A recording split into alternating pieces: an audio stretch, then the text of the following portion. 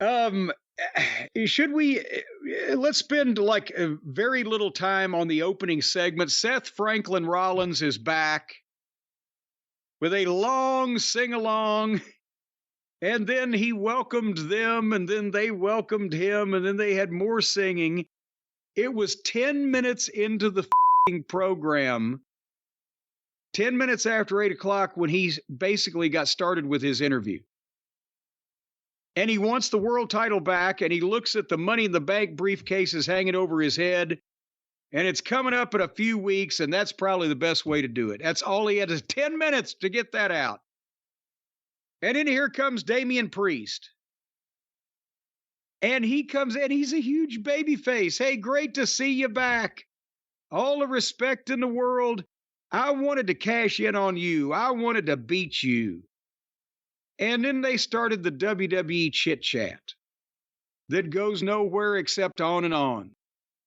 On and on. It just keeps on droning.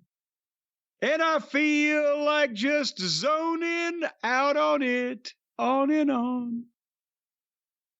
And finally, Damien Priest challenged Seth Franklin Rollins to face him for the world title at Money in the Bank. And I know you're saying the champion challenged the challenger, and that's correct. He said he wants to beat Seth Rollins.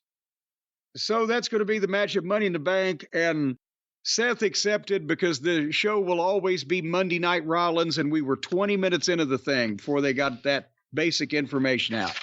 What do you think of Rollins' new look? He looked like goddamn.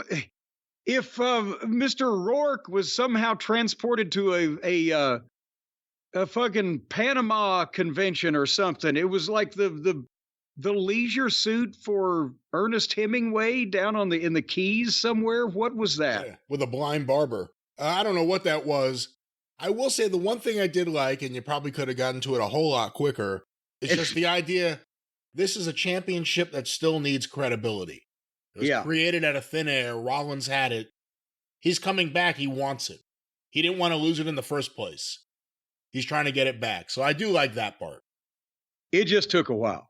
Took a long. Priest isn't connecting with me on the mic right now. That's, I hate to say it because they're doing what we wanted them to do, which is make him more credible as a singles guy. But is it he just hasn't got comfortable yet to do his own thing, or is this his own thing? I don't know. Maybe they're telling him to say many of these things.